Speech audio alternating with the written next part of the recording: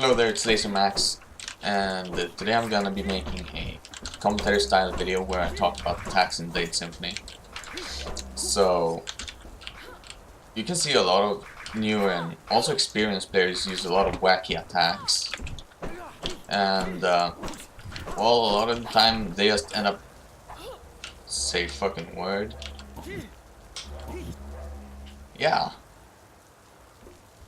This is what happens to people who use wacky attacks like Fast Left of Pure. GG. Lemma. Round 2. Yeah. As said, people use a lot of wacky attacks in this game, and it doesn't really end up working out because they'll run into an experienced player with decent spacing and timing, and they'll just do fast 1, 2, 3 with Ryoko, something like that, and it'll just hit them every time. Either it'll hit them out of their startup or during their lock time. You can just sort of use this as a spam filter. You take a really refined and good poke with the character and then use that all over, and it beats all of the opponent's wacky attacks because it's just so superior. Now, this isn't necessarily the way the game always has to go. It's not like Ryoko's Fast 1, 2, 3 is some kind of unbeatable, I don't know, godlike tool or anything. It's just that if you use a lot of attacks in random situations where they aren't really good anyway, it isn't gonna end up well. You have to use attacks in the situations which brings out the best parts of the moves. And so, if you're just randomly using attacks that you don't even know what you're doing with, you're gonna end up getting filtered out by the spam filters. Ryoko's Fast 1, 2, 3, Phalanx's Fast 1, 2, and his Fast Sides, and Ryoko, and Judgment's B1. You know all of these really refined, really good pokes that are generally fast and has good range on top of it. Whoa, he flew. So either way, what you really want to be doing is you want to get a feel for the move, you want to look at it and try to grasp what the stats of the move is. Thing is, in Blade Symphony we don't really have frame data pages like we do in other fighting games, so you gotta measure it with your eyes and get a feel for the moves by just using them. And yeah, that's what you do. Once you have a general grasp of whether your attack is generally fast or slow on startup, how stuck you are after using it, that's a good one. I'm really stuck after using Ryoko's Heavy 1, for instance, so that's a risky move to miss. Once you have a general grasp of all of these things, you can start trying to see which situations you really want to be using the moves. Let's take a look at myself. I have Fast 1, 2, 3. They're quick pokes with decent range, so if I want to hit my opponent first, those are attacks that are good to use. So let's see if he uses slow moves. That's a slow move.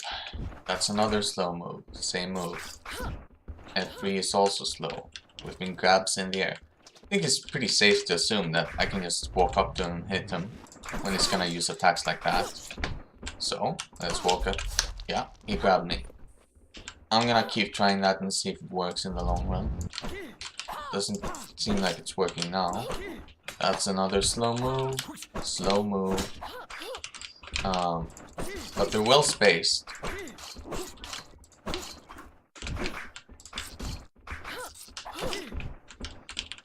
I'm still lagging too. Yeah. Fast 1, 2, 3. F4 is pretty fast too. F5 too. Fast left too. Round 2. Quick moves. Let's see it again. Shuffle up. He dodged. I keep parrying him a lot in fast stance and balance stance. And he hits me sometimes too. But he doesn't use that many air attacks. Let's see if I can parry him with my heavy axe. Ah, he goes in for that. Then let's see if I can bait him by using that. pressure, heavy right. He sees this, he's gonna go for the... No, he doesn't. Not yet. Is he gonna jump now?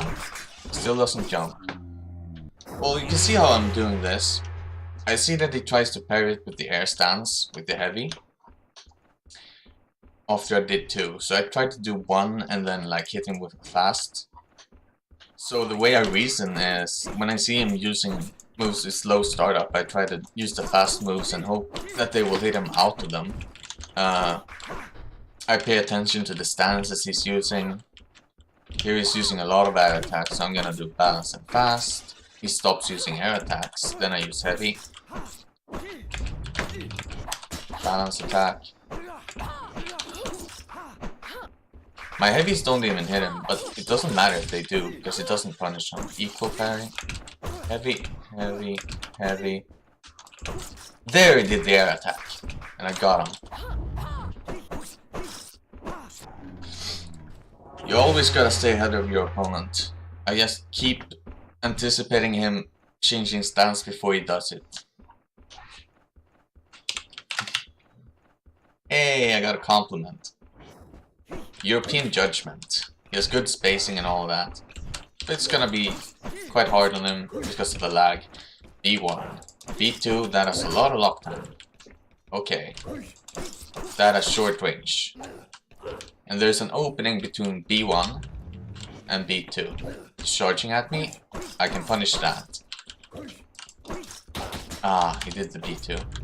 I was too slow on the interrupt. I can attack there. Yeah. Yes, sir. And 1 OP. Round 2. Let's see, I can probably just walk up to him and block. And if he attacks into it with B1 and B2, I can just do this. Let's see, go close, make him poke with B1, hit him in the opening. Ah, couldn't avoid it.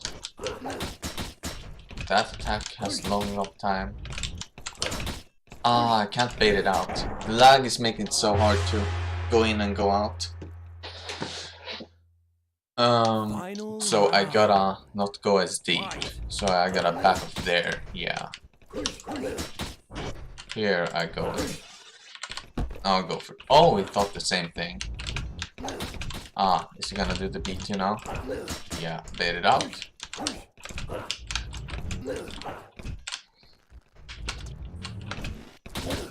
Ooh, I try to go over him.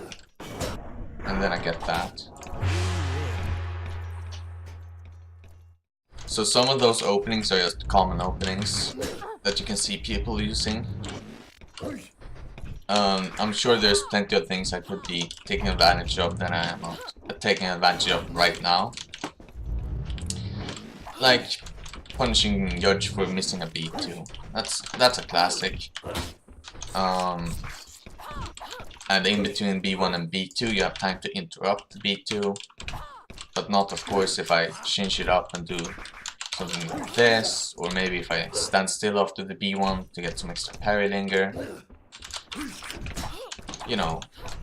But it's an opening that you can use a lot of times if he misses a B1. Yeah. Round 2.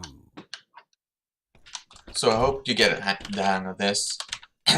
Just look at what the opponent is doing. Try to outstance him, try to stand at the right range and bait out common attacks. All of that, yes. Well, I've run out of words. So, Laser out. Have a nice evening. Final round.